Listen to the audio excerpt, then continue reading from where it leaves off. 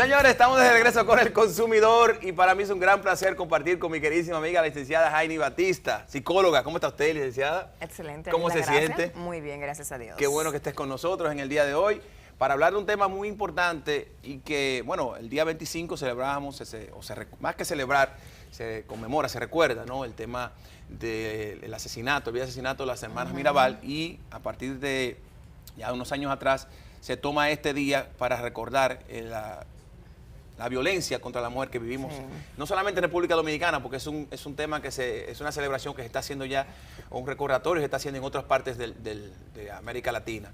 Y hablar de violencia es un tema que yo creo que los medios nunca es suficiente lo que podemos tocar sobre el tema. No, el tema realmente es inagotable. Es inagotable. Es un tema de educación y que cada día hay que hablar más de él para crear más conciencia. Así es. Porque de hecho ahora vienen subiendo una nueva generación que viene con la presión y el estigma de que el hombre es el cruel y el malo. O sea, sin entender lo que es un patriarcado, sin entender lo que es el machismo, sin entender lo que es una igualdad por respeto humano. Porque a veces no es ni siquiera un tema de género precisamente, sino un tema de humanidad. Porque el mismo derecho que tienes tú como ser humano lo tengo yo como ser humano, porque estamos aquí en el mismo plano terrenal. Claro. Entonces, la educación es vital. Crear conciencia, las nuevas generaciones que vienen subiendo, es fundamental. Y todavía aquí en RD hace falta mucha educación en ese plano. Yo sé que ustedes han estudiado este tema, los psicólogos han visto muchos casos, por desgracia, demasiado para nuestro gusto, casos de temas de violencia. ¿Cuál es qué está pasando? ¿Qué ustedes han estudiado? ¿Cuál es la razón o las razones por las que en la República Dominicana tenemos tantos casos de violencia en contra de la mujer, aunque también hay violencia en contra del hombre, aunque es menor? Sí. Lo que pasa es que el planeta es de hombres, Dios es hombre. Entonces, ¿quién manda? Dios. ¿Y que Dios es hombre? Bueno, pues entonces los hombres mandamos. Entonces la mujer queda en un segundo plano. Al la mujer no tener el mismo derecho que el hombre, está en un estado de opresión, porque cuando tú no tienes derecho de opinión, estás en un estado de opresión. Sí. Entonces la mujer ha venido con el pasar de los tiempos y las sufragistas tomando una posición, ¿verdad? Y empoderándose. La que debió tener desde el inicio. Claro. Sí, porque si nos vamos al lado de la Biblia y la religión, ¿de dónde uno sale? El hombre sale del polvo y uno sale de la costilla del hombre, ni de la oreja ni del meñique. Claro. Venimos en un estado de igualdad para caminar al lado. Entonces, culturalmente, con el patriarcado y el machismo, porque el patriarcado es que el hombre manda y lo que se diga el hombre es lo que vale, no tenemos mujeres presidentes, nada más que una, ¿verdad? Dos. En el mundo, tú dices. Sí.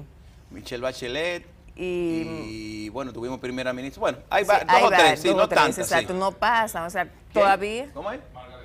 Margaret Thatcher, exacto, que fue la primera, la mujer de hierro, sí, la dama de que hierro. se impuso. Pero hubo muy pocas, si la podemos contar todavía sobran dedos, una sola mano. Claro. Entonces, ¿qué sucede? Cuando nosotras las mujeres todavía tenemos... Dilma, en Argentina tuvimos a la Kirchner, o sea que sí, son como 5 o 6. ¿Verdad? Ok, esa es la idea. Esa es la idea que todavía tenemos un techo de cristal, ¿me entiendes? O sea, queremos una igualdad, no vamos a hacer nunca igual. El término igualdad también eso es un término que está un poquito mal utilizado. La gente habla de igualdad creyendo que nosotros las mujeres queremos ser igual que los hombres. Y no es así, no vamos a ser igual nunca. Tenemos estructura física diferente, nuestro cerebro funciona diferente, ustedes tienen unas habilidades que nosotros no la tenemos, nosotras tenemos una que ustedes no la tienen. Claro. Entonces, pero somos equipo, que es el detalle. O sea, donde tú fallas, yo tengo mi fortaleza. Claro. Y es ahí donde entonces nos sincronizamos y hacemos un buen equipo solidario. Porque somos seres humanos, más que género.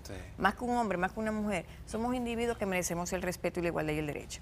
Lo que se quiere con el tema de la igualdad es el sistema de equidad, que lo que a mí me corresponde me salga, que a mí no se me asigne una actividad por el hecho de yo ser mujer, que el hecho de que hay que fregar y tú estás en disposición y yo estoy ocupada, tú entiendas que tú tienes una responsabilidad para fregar, que el hecho de que yo sea mujer no quiere decir que yo tenga que quedarme en la casa a cuidar a los niños, también es una responsabilidad tuya.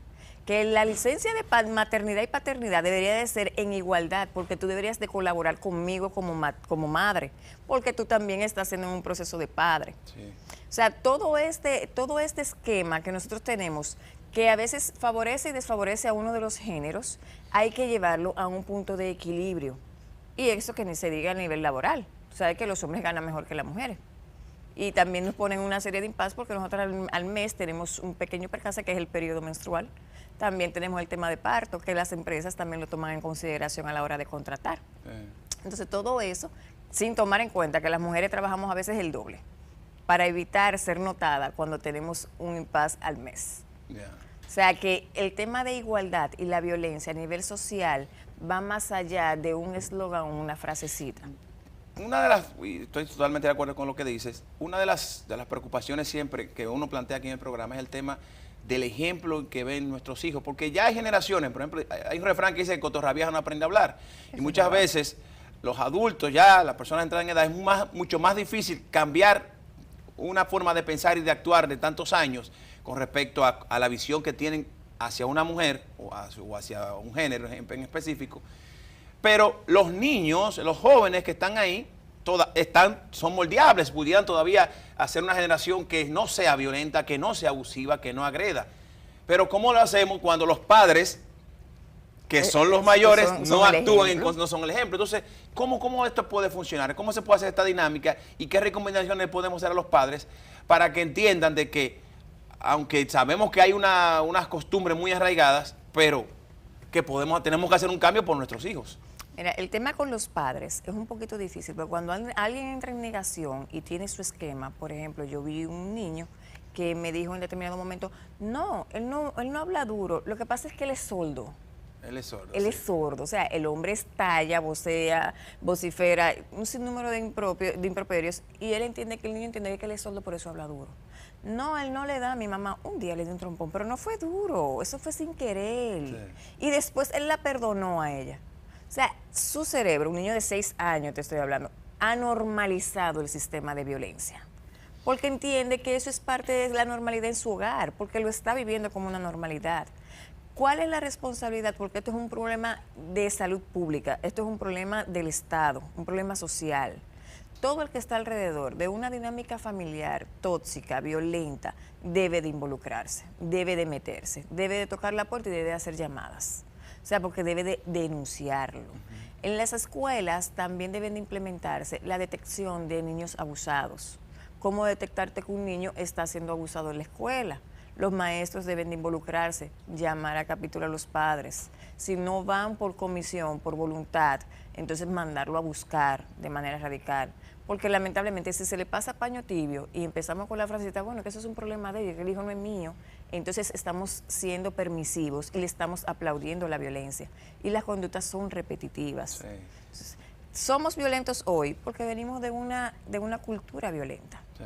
Venimos de un trujillismo donde el hombre era que ponía todo en la mesa y la mujer simplemente tenía que ser sumisa, porque la mujer sabia edifica el hogar, más la necia lo destruye.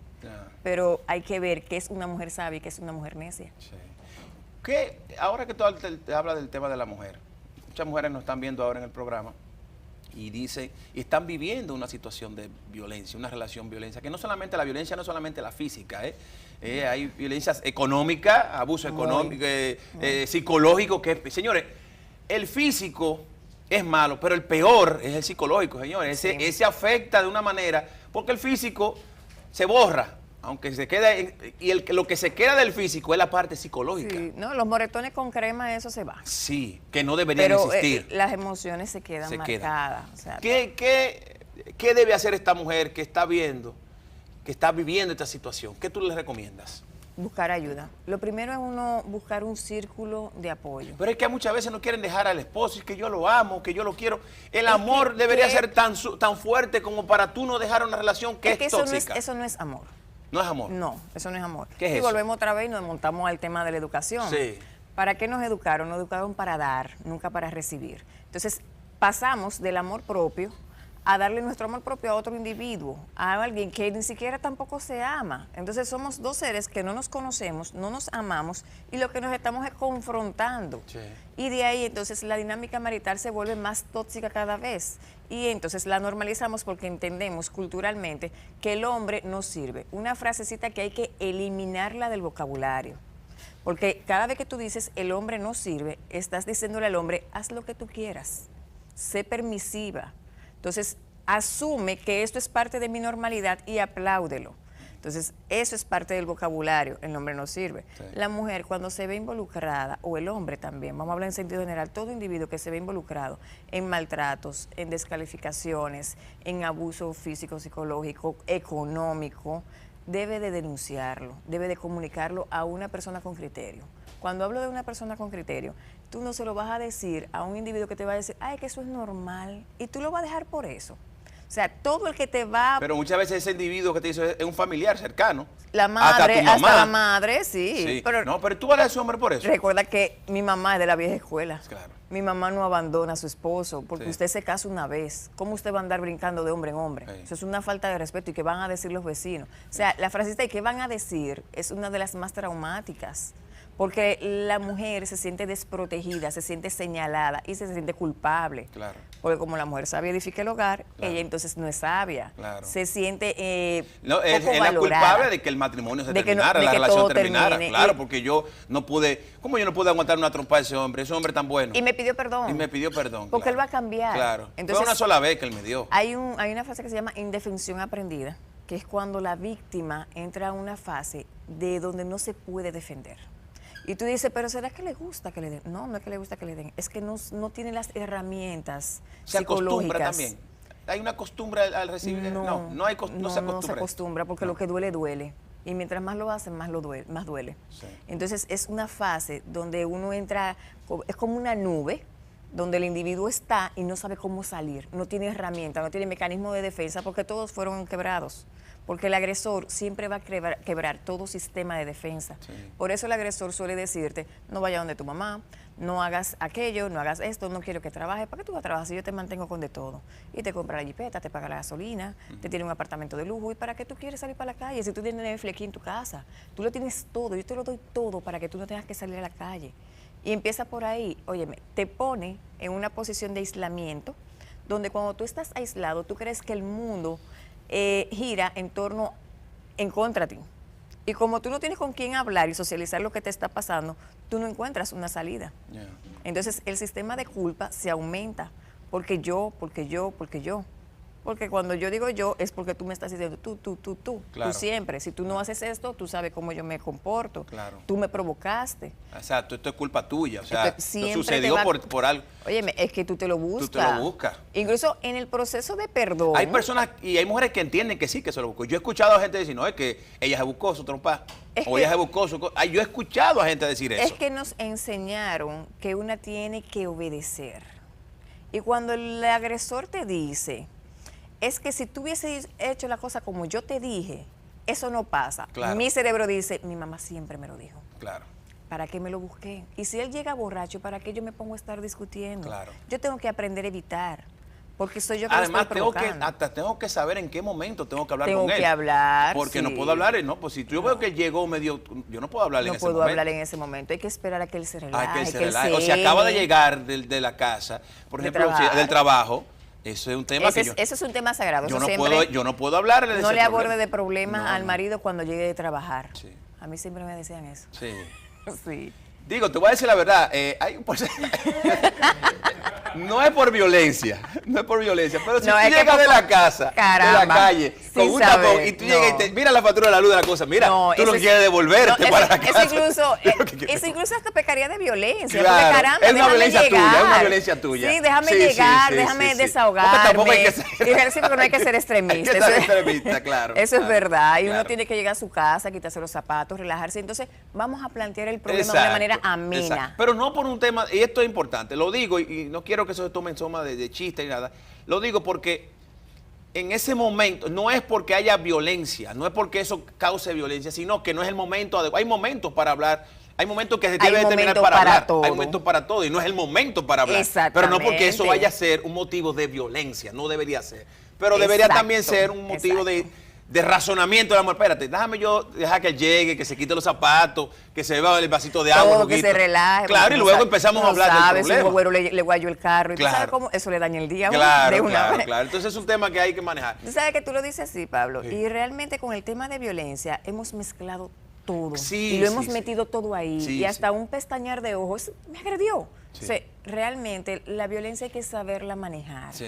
Hay dinámicas maritales que con ir a terapia, con la buena comunicación, se suavizan, porque hay actitudes que a veces son impulsivas e instintivas y no precisamente quiere decir que tu pareja es una agresora o un agresor, sino simplemente que no ha tenido la comunicación adecuada en el momento adecuado. Licenciada, y entonces esta gente, este hombre, que vamos a decir, y no quisiera que esto sonara como que estoy excusando a los hombres, pero este hombre que se crió en esta familia disfuncional en lo que se refiere al comportamiento de un padre hacia de un esposo hacia una esposa, que él vio que su papá agredía o hablaba mal a la mamá o la discriminaba, lo que sea. Este muchacho, este joven que va creciendo, obviamente aprendió esto. ¿Puede este individuo salir de esa situación? Sí, ¿Se puede curar? Vamos a poner este término, ¿se puede curar la terapia, entendiendo de que no, eso fue aprendido, eso no fue algo que él quiso hacer tal vez? Es que si estamos hablando de víctimas, los dos somos víctimas. Tú eres víctima del sistema porque te educó para ser un macho alfa masculino, ¿verdad? El que no falla. Y yo soy víctima del sistema porque me enseñó a ser sumisa y a obedecer al macho alfa. Pero ¿cómo rompemos con eso? Terapia. La terapia, de hecho, el Estado, el Ministerio Público tiene lo que son las terapias para agresores. Eso ya cuando entra el sistema, ¿verdad? Te ponen la denuncia, el individuo se manda a terapia conductual para hombres agresores, donde empieza un proceso de concientización, educación y modificación de conducta. O sea que sí tiene buenos resultados. Y hasta ahora, no se ha reportado un feminicidio a manos de uno de los caballeros que haya entrado al sistema y le haya dado seguimiento. O sea, que ha tenido sus resultados. Tiene los resultados, da resultados, realmente. Qué bueno. Bueno, pues entonces nada, la idea es que crear, tú tienes que volver, porque ¿verdad? El tiempo siempre es muy corto aquí en la televisión.